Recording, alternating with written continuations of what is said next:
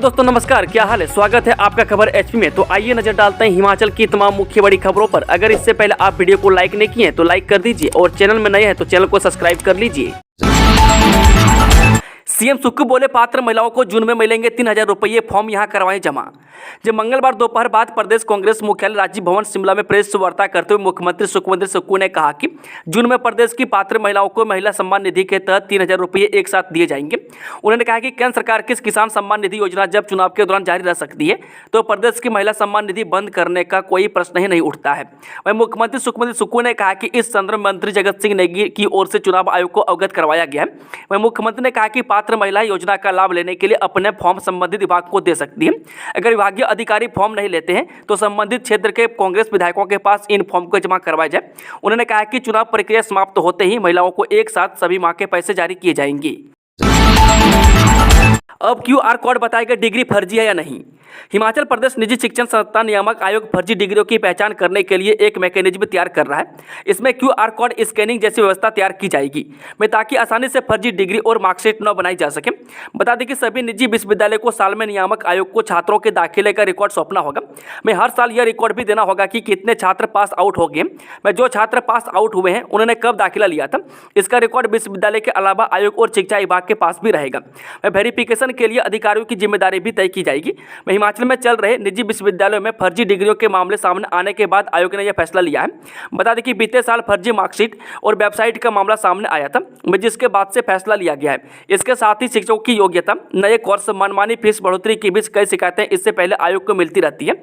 ऐसे में अब नए सत्र के लिए नियम सख्त कर दिए गए हैं। यात्रा दैनिक भत्ता न मिलने पर मांगा राजपत्रित कर्मचारी। हिमाचल राज्य के अध्यापक संघ के राज्य प्रधान नरेश महाजन व जिला प्रधान मंडी आसवनी गुलेरिया ने स्थल मूल्यांकन केंद्र में जाकर अध्यापकों को आ रही समस्याओं के बारे में अध्यापकों से जानकारी प्राप्त की और साथ में सचिव हिमाचल प्रदेश स्कूल शिक्षा बोर्ड मेजर विशाल शर्मा से दूरभाष के माध्यम से वार्ता की।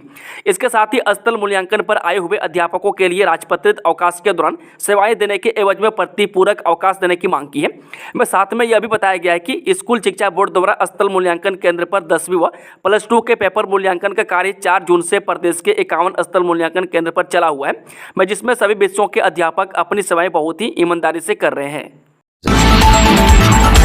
रंग बिरंगी ड्रेस में नजर आएंगे स्कूली छात्र। जो सरकारी स्कूलों के छात्र भी जल्दी रंग बिरंगी पोशाक में नजर आएंगे। शिक्षा विभाग ने स्कूलों को वर्दी के लिए 6 विकल्प मुहैया करवाए थे।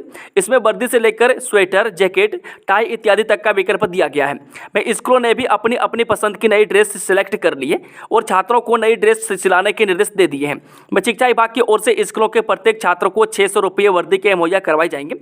मैं बता दें कि सरकारी स्कूलों के छात्र भी जल्द ही प्राइवेट स्कूलों के छात्रों की तरह रंग बिरंगी ड्रेस में नजर आएंगे, क्योंकि सरकारी स्कूलों को शिक्षा विभाग ने जनवरी माह में वर्दी के 6 विकल्प मुहैया करवा दिए थे, ताकि स्कूल हेड, एसएमसी और छात्रों के अभिभावकों के साथ बैठक कर नए सेशन के लिए वर्दी का चयन कर लें।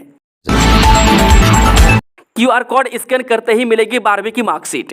हिमाचल प्रदेश स्कूल शिक्षा बोर्ड की ओर से शैक्षणिक सत्र 2023-24 के तहत मार्च महीने में संचालित की गई परीक्षाओं के परिणाम जारी होने के बाद एक सप्ताह में ही जमा 2 के सर्टिफिकेट डिजी लॉकर पर उपलब्ध करवा दिए जाएंगे। वह बोर्ड की ओर से छात्रों को बेहतर सुविधा देने और जमा 2 के बाद अन्य संस्थानों में प्रवेश लेने हेतु समस्याओं का सामना न करना पड़े, इसके लिए बोर्ड की ओर से डिजी लॉकर को शुरू किया गया है। डिजी लॉकर के माध्यम से छात्र अब क्यूआर कोड स्कैन कर अपने सभी प्रमाण पत्र ऑनलाइन ही डाउनलोड कर सकते हैं। सरकाघाट के अनमोल ने पास की यूपीएससी की परीक्षा। जब लोकसभा आयोग ने मंगलवार को यूपीएससी सिविल सेवा मेंस का रिजल्ट घोषित कर दिया। इस बार लखनऊ के आदित्य श्रीवास्तव ने टॉप किया है।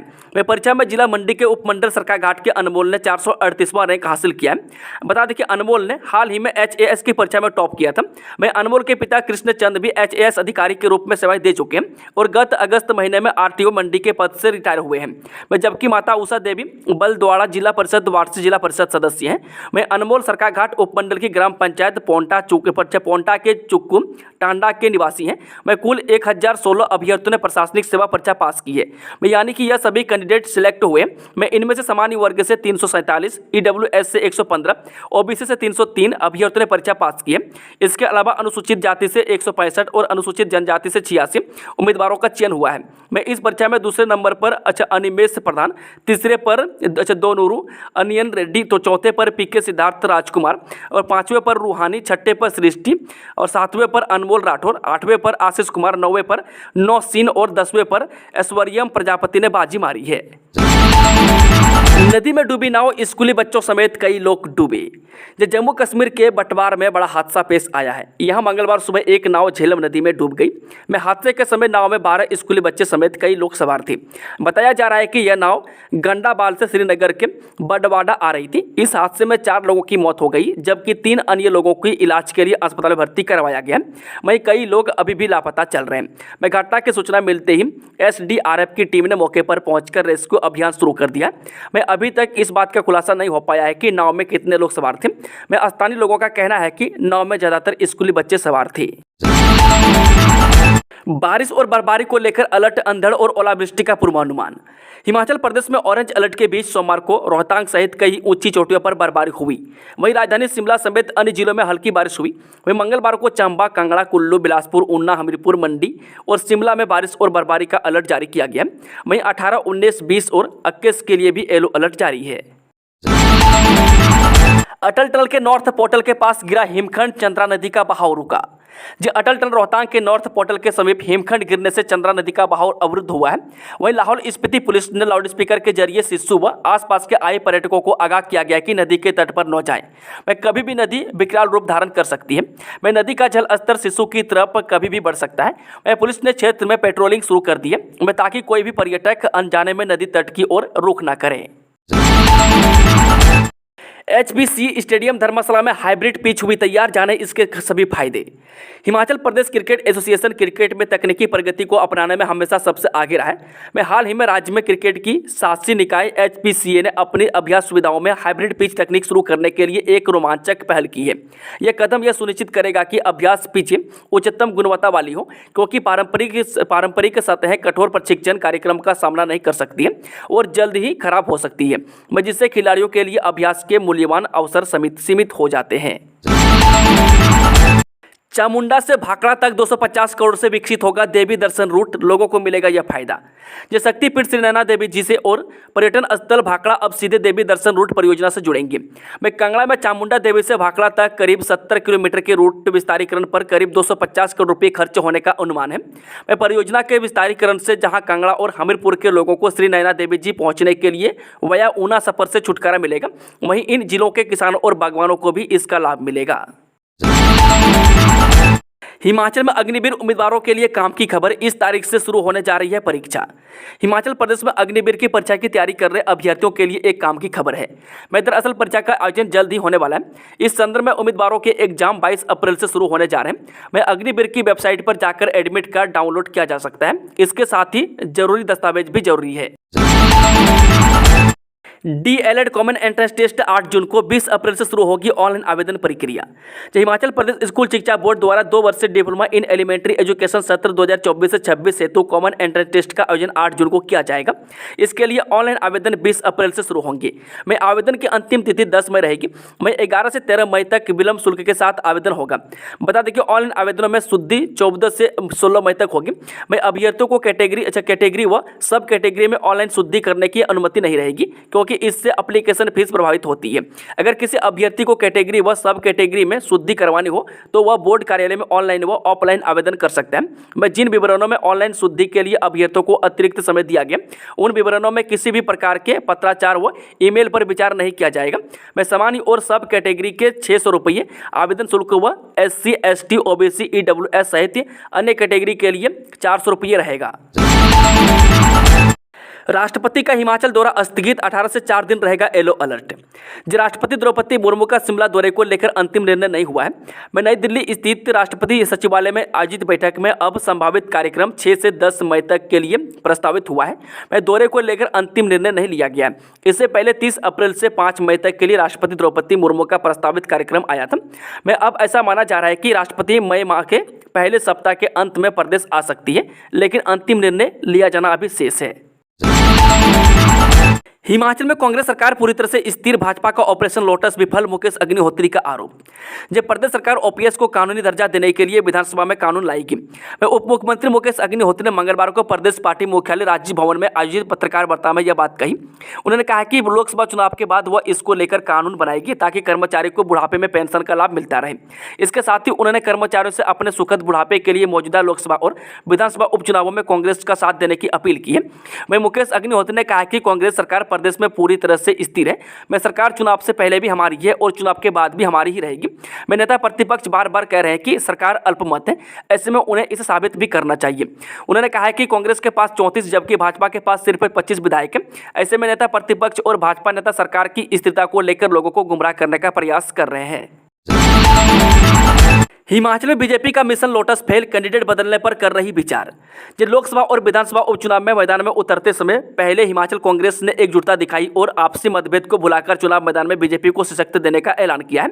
मैं CM Sukhvinder Sukhu, deputy CM Mukesh Agnihotri और प्रदेश कांग्रेस अध्यक्ष प्रतिभा सिंह ने शिमला में बीजेपी पर निशाना साधा है। मैं सीएम सुक्खू ने कहा कि हिमाचल प्रदेश में बीजेपी का मिशन लोटस फेल हो गया और लोकसभा व विधानसभा के उपचुनाव के बाद प्रदेश में कांग्रेस सरकार और मजबूती होगी। मैं सीएम सुखविंदर सिंह सुक्खू ने कहा कि जनता बिकाऊ लोगों को चुनाव में सबक सिखाएगी। मैं बीजेपी ने लोकतंत्र का अपमान कर चोर दरवाजे से सरकार हथियाने की कोशिश की, जिसमें उसे सफलता नहीं मिली। वह देवभूमि के लोग इसे स्वीकार नहीं करते हैं। प्रदेश व स्थानीय मुद्दों पर होगा चुनाव, अपनी पार्टी में मची खलबली पर ध्यान दे जयराम। जब मंडी संसदीय सीट से कांग्रेस प्रत्याशी विक्रमादित्य सिंह ने कहा कि मंडी की जनता का उनके परिवार को पहले भी आशीर्वाद मिला है, वह पूरी मजबूती के साथ चुनाव लड़ेंगे और निश्चित तौर पर जीतेंगे। मैं कंगना पर हमलावर होते हुए विक्रमादित्य ने कहा कि प्रदेश में जो खान पान की चर्चा चल रही है उसका संज्ञान राष्ट्रीय स्वयंसेवक संघ और विश्व हिंदू परिषद, बजरंग दल से हिंदू संगठनों को लेना चाहिए। वह विक्रमादित्य सिंह ने राष्ट्रीय स्वयंसेवक संघ से अपने पुराने नाते को भी याद किया है। वह मीडिया से बातचीत के दौरान विक्रमादित्य सिंह ने कहा कि वर्तमान में दूसरी बार उन्हें शिमला ग्रामीण से विधायक के तौर पर चुना गया और प्रदेश में वह मंत्री के रूप में अपनी सेवाएं दे रहे हैं। वहीं उन्होंने कहा कि हालांकि उनके टिकट की मांग नहीं की थी, लेकिन पार्टी ने उन पर भरोसा जताया और मंडी से लोकसभा चुनाव में उतारा है। वह विक्रमादित्य सिंह ने कहा कि वह किसी भी हाल में इस चुनाव को ग्लैमराइज नहीं होने देंगे। मैं चुनाव प्रदेश और स्थानीय मुद्दों पर होगा। भरमौर वालों के लिए एक अच्छा डाकिया मैं बनकर दिखाऊंगी। जब मंडी संसदीय सीट से बीजेपी की प्रत्याशी कंगना रनौत ने आज भरमौर विधानसभा क्षेत्र में अपना चुनाव प्रचार किया। उन्होंने सबसे पहले महला पंचायत में पहुंचकर लोगों से वोट की अपील की। यहां पर कार्यकर्ताओं व लोगों ने उनका फूल मालाओं से स्वागत किया। मैं जालपा माता महला में उन्होंने मंदिर के प्रांगण में माथा टेक कर कार्यकर्ताओं के साथ बैठक भी की। मैं कंगना को देखकर वहां कार्यकर्ताओं में काफी उत्साह देखने को मिला। कांग्रेस की टिकटों में फंस गया नया पैच, रिपोर्ट बनेगी कैंडिडेट का आधार। हिमाचल में 6 विधानसभा सीटों पर उपचुनाव होने हैं। वह बीजेपी 24 दिन पहले ही इन सभी सीटों पर अपने कैंडिडेट मैदान में उतार चुकी है। मैं कांग्रेस अभी भी कैंडिडेट को लेकर सर्वे पर अटकी हुई है। ऐसे में अगले एक सप्ताह तक भी टिकट फाइनल होने की कुछ कम ही उम्मीद है। मैं कांग्रेस 6 में से 4 सीटों पर टिकट के लिए एक बार फिर से सर्वे करवा रही है। इसी आधार पर बड़सर, गगरेट, सुजानपुर और लाहौल स्पीति में टिकट फाइनल करेगी। मैं कुटलेहड़ में विवेक शर्मा और धर्मशाला में देवेंद्र जग्गी का टिकट पहले फाइनल माना जा रहा है, लेकिन अब वहां भी अड़ंगा पड़ गया है। मैं बड़सर में कांग्रेस के बागी इंद्रदत्त लखनपाल और सुजानपुर में राजेंद्र राणा के लगातार 3 बार चुनाव जीतने से कांग्रेस को यहां जिताऊ सेकेंड लाइन लीडर की तलाश है। यही स्थिति गगरेट और लाहौल स्पीति में भी है। मैं बड़सर में पूर्व विधायक मंजीत सिंह डोगरा के नाम की चर्चा है। वह मंजीत डोगरा 2 बार चुनाव जीते हैं। वह मंजीत के अलावा ज्ञानचंद और 2022 में निर्दलीय चुनाव लड़ने वाले संजीव शर्मा का भी बड़सर से टिकट दावेदारों की रेस में है। हिमाचल में कांग्रेस और बीजेपी को मिलेगी कितनी सीटें, सर्वे में खुलासा। हिमाचल प्रदेश में लोकसभा की 4 सीटों पर होने वाले चुनाव से पहले एबीपी न्यूज की सी वोटर ने सर्वे किया है। इसके मुताबिक एक बार फिर बीजेपी सभी 4 सीटों पर कब्जा जमा सकती है। मैं सत्तारूढ़ कांग्रेस खाता खोलने में भी नाकामयाब दिख रही है। हिमाचल में बीजेपी और कांग्रेस के बीच वोट शेयर में भी काफी अंतर देखने को मिल सकता है। मैं सर्वे के मुताबिक बीजेपी को 63%, कांग्रेस को 33% और अन्य को 4% वोट मिल सकते हैं। शिमला में 111 फीट ऊंची राम मूर्ति स्थापना का इंतजार कब होगा खत्म, अब तक कहां पहुंचा काम। जब आराध्य भगवान श्री राम का जन्म चैत्र मास की 9वीं को अयोध्या में हुआ था। इसी साल 22 जनवरी को राम जन्मभूमि में रामलला की प्राण प्रतिष्ठा पूरी हुई है। इसके बाद यह पहली बार है जब पूरे देश में प्राण प्रतिष्ठा के बाद रामनवमी का त्यौहार मनाया जा रहा है। वह पूरे देश में बेहद हर्ष और उल्लास के साथ रामनवमी का त्यौहार मनाए जाने की तैयारी है। मैं शिमला में भी इसको लेकर राम भक्तों में खूब उत्साह है। वह रामनवमी पर भगवान राम की मूर्ति की स्थापना को लेकर लोगों में खासा उत्साह है। वह राम भक्त भगवान श्री राम की मूर्ति स्थापना का इंतजार कर रहे हैं। मैं दरअसल 22 जनवरी को रामलला की प्राण प्रतिष्ठा से पहले सूद सभा शिमला के साथ शहर की कई अन्य सामाजिक संस्थानों ने राज्य सरकार को एक प्रस्ताव भेजा है। महिलाओं को जीवन भर मिलते रहेंगे सालाना 18,000, नहीं रुकेगी मासिक पेंशन योजना, सीएम सुक्कू का ऐलान। जब सीएम सुखविंदर सुक्कू ने शिमला में प्रेस कॉन्फ्रेंस की, इस दौरान उन्होंने कहा कि हिमाचल में पात्र महिलाओं को जीवन भर सालाना 18,000 मिलते रहेंगे। मैं इंदिरा गांधी प्यारी बहना योजना की शुरुआत 1 मई 2023 को स्पीति घाटी से की गई थी। मैं इसी तरह 1 फरवरी 2024 से योजना को लाहौल में भी लागू हो चुकी है। इन दोनों जगहों महिलाओं को हर महीने 1,500 रुपये मिल रहे हैं। मैं अब इस योजना को प्रदेश भर में नोटिफाई किया गया, मैं जिसमें इस योजना का लाभ प्रदेश की 9 लाख पात्र महिलाओं को मिलेगा।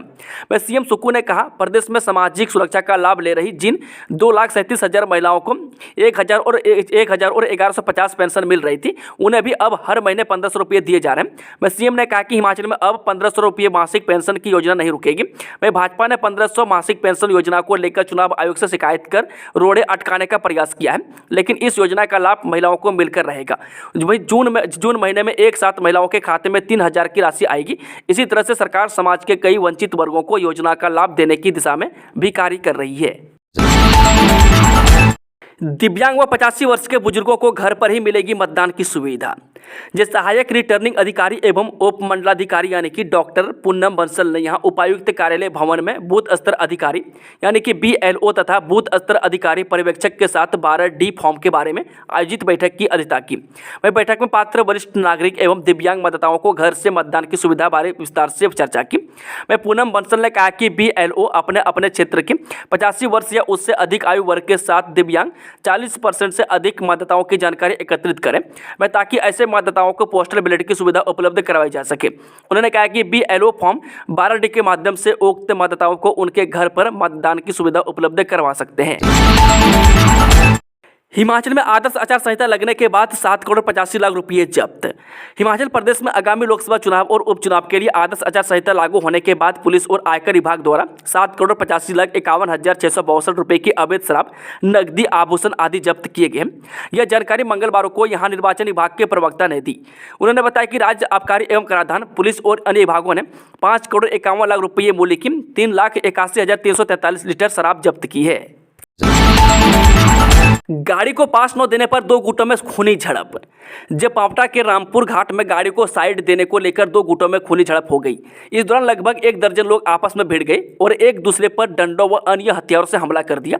स्थिति तनावपूर्ण होता देख पुलिस टीम भी मौके पर पहुंची और घायलों को अस्पताल पहुंचाया। वह पुलिस ने दोनों पक्षों को अलग अलग कर मामले में जाँच शुरू कर दिया। इस दौरान इस हमले में घायल हुए लोगों का उपचार करवाया गया। मैं CDPO पावटा IPS आदित्य सिंह ने बताया कि गाड़ी को साइड देने को लेकर 2 गुटों में आपसी झड़प हो गई थी। वह मामला बढ़ता देख भारी संख्या में पुलिस बल को अस्पताल व मौके पर तैनात कर दिया गया। मैं इस दौरान उन्होंने बताया कि पुलिस ने कार्रवाई करते हुए दोनों गुटों के खिलाफ मामला दर्ज कर जांच शुरू कर दी है। मुख्यमंत्री बोले, हिमाचल को आत्मनिर्भर बनाने में करें सहयोग। जी मुख्यमंत्री सुखविंदर सुक्कू ने कहा कि राज्य सरकार ने 2027 तक आत्मनिर्भर बनाने का लक्ष्य रखा है। इस लक्ष्य को हासिल करने के लिए प्रदेश सरकार सहित सभी लोगों को मिलकर काम करना होगा। मुख्यमंत्री ने यह बात सोमवार को हिमाचल दिवस के राज्य स्तरीय समारोह के दौरान मीडिया से बातचीत करते हुए कही। उन्होंने कहा कि राज्य सरकार ने जिन नीतियों पर काम शुरू किया है उससे तय है कि 2025 तक हिमाचल प्रदेश का सबसे अमीर राज्य होगा। उन्होंने कहा कि सभी को इसके लिए मिलजुल कर प्रयास करने की आवश्यकता है। इस मौके पर कांग्रेस प्रदेशाध्यक्ष प्रतिभा सिंह ने कहा कि प्रदेश की युवा पीढ़ी हिमाचल को विकसित राज्य बनाने में योगदान देगी। मैं राज्यपाल शिव प्रताप शुक्ल ने भी सभी नागरिकों से आगामी चुनाव में अपनी भागीदारी सुनिश्चित करने का आह्वान किया है। विकास की गारंटी है भाजपा का संकल्प पत्र।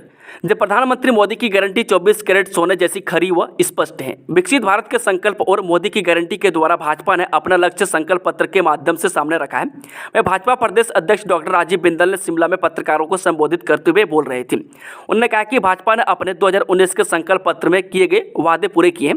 इसमें मुख्य रूप से धारा 370 समाप्त करना, नारी शक्ति अधिनियम में 33% आरक्षण देना, राम मंदिर निर्माण, गरीब कल्याण, 80 करोड़ लोगों को मुफ्त राशन देना और 25 करोड़ लोगों को गरीबी रेखा से निकालने जैसे अनेक उदाहरण हैं जो प्रधानमंत्री नरेंद्र मोदी ने अपने पिछले कार्यकाल में पूरे किए हैं। उन्होंने कहा कि भाजपा ने इस संकल्प पत्र के लिए पूरे देश भर से 15 लाख से ज़्यादा सुझाव एकत्रित किए थे। उन्होंने कहा कि 70 साल और उससे अधिक की उम्र के सभी बुजुर्गों को आयुष्मान योजना के तहत 5 लाख तक का मुफ्त इलाज, आने वाले 5 साल में सेवा, सुशासन और गरीब कल्याण की गारंटी में 5 साल तक मुफ्त राशन, पानी व गैस कनेक्शन, पीएम सूर्य घर योजना से 0 बिजली बिल, मध्यम वर्ग परिवारों के लिए पक्के घर, स्वास्थ्य सेवाओं का विस्तार, एनपीई, हर नागरिक को बेहतर शिक्षा प्राप्त होगी। मैं साथ ही युवाओं के लिए infrastructure, investment, manufacturing, high value services, startup व टूरिज्म और खेल के द्वार के लाखों रोजगार अवसर मिलेंगे। मैं बीज से बाजार योजना के तहत किसानों की आय बढ़ाने के लिए काम किया जाएगा। आचार संहिता में 2.25 करोड़ का नशा पकड़ा। जब प्रदेश में आचार संहिता लागू होने के बाद पुलिस ने विभिन्न जगहों पर नाकाबंदी के दौरान अब तक 1,81,29,570 रुपये के नशीले पदार्थों की खेप पकड़ी है। इसके अलावा पुलिस ने प्रदेश भर में 1,12,29,033 रुपये की कीमत की अवैध शराब पकड़ी है। मैं लोकसभा चुनाव को लेकर प्रदेश की अंतर्राज्यीय सीमाओं सहित पूरे प्रदेश में सुरक्षा व्यवस्था कड़ी कर दी है। मैं प्रदेश के सीमावर्ती जिलों में आने जाने वाहनों की तलाशी के बाद ही वाहनों को प्रवेश दिया जा रहा है। हिमाचल प्रदेश में 1 जून को होने वाले लोकसभा चुनाव के मतदान के लिए भारतीय चुनाव आयोग के निर्देशों के अनुरूप एवं प्रदेश की सुरक्षा की स्थिति को ध्यान में रखते हुए पुलिस विभाग द्वारा सभी सुरक्षा प्रबंधों को पूरा किया जा रहा है ताकि प्रदेश में स्वतंत्र, निष्पक्ष एवं शांतिपूर्वक चुनाव सुनिश्चित किया जा सके। डेटिंग ऐप्स पर पार्टनर बनाने को लेकर रहे सतर्क। जो डिजिटल टेक्नोलॉजी ने हर काम को बेहद आसान बना दिया है। अब लोग अपने पार्टनर की तलाश करने के लिए डिजिटल माध्यम यानी डेटिंग ऐप्स का इस्तेमाल कर रहे हैं। मैं आपको ऐसे बहुत से कपल मिल जाएंगे जिन्होंने अपने पार्टनर को डेटिंग ऐप्स के माध्यम से ढूंढा है, लेकिन डेटिंग ऐप्स का अनुभव सबके लिए सही हो ऐसा संभव नहीं है। मैं बहुत से लोग डेटिंग ऐप्स पर साइबर ठगी का शिकार भी हो रहे हैं। मैं साइबर पुलिस ने युवाओं का सतर्क रहने की हिदायत दी है। मैं आज इंटरनेट पर 100 से अधिक डेटिंग ऐप्स हैं जहां पर लड़के लड़कियों को अपने पार्टनर की तलाश रहती है। मैं कुछ लड़के लड़कियों तो वास्तव में पार्टनर की तलाश में ही हैं। मैं इन प्लेटफॉर्म का इस्तेमाल करते हैं। मैं लेकिन बहुत से लड़के लड़कियों ऐसे होते हैं जो प्यार के नाम पर और ऑफ साइड जेंडर को अपने जाल में फंसाने का काम कर रहे हैं। मैं वही डेटिंग ऐप्स पर पार्टनर बनाने को लेकर साइबर सेल शिमला की ओर से एडवाइजरी जारी की गई है। मैं उधर DIG cyber crime Mohit Chawla का कहना है कि ऐसे बहुत से कपल्स हैं जिन्होंने अपने साथी को डेटिंग ऐप से ढूंढा है। मैं आतंकवादी नहीं, अपनों के बीच शीशे की दीवार। जी आम आदमी पार्टी यानी कि आप ने मंगलवार को कहा कि दिल वालों के चहेते मुख्यमंत्री अरविंद केजरीवाल के साथ जेल में आतंकवादियों जैसा व्यवहार किया जा रहा है और इससे आहत होकर उन्होंने देश की जनता के नाम संदेश भेजकर कहा कि वह आतंकवादी नहीं है। आपके वरिष्ठ नेता एवं राज्यसभा सांसद संजय सिंह ने आज यहां संवाददाताओं से कहा कि श्री केजरीवाल ने दिल्ली और देश की जनता के लिए बेटे और भाई की तरह काम किया। उन्होंने जनता के लिए संदेश भेजा है कि मेरा नाम अरविंद केजरीवाल है और मैं आतंकवादी नहीं हूं।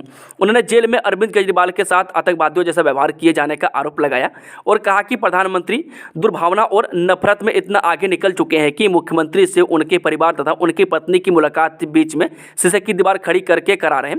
मैं आप नेता ने कहा कि पंजाब के मुख्यमंत्री भगवंत मान को जेड श्रेणी की सुरक्षा प्राप्त है, मैं जिसके बाद भी भगवंत मान की जेल में श्री केजरीवाल से मुलाकात बीच में शीशे की दीवार खड़ी करके कराते हैं।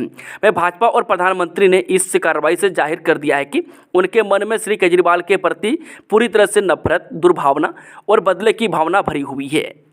दोस्तों, खबरों का सिलसिला ही समाप्त होता है। अगर जानकारी पसंद आई तो वीडियो को लाइक, शेयर, चैनल को सब्सक्राइब जरूर कर लें और कमेंट बॉक्स में अपना फीडबैक जरूर दें। Thank you, all the best. जय हिंद, जय हिमाचल।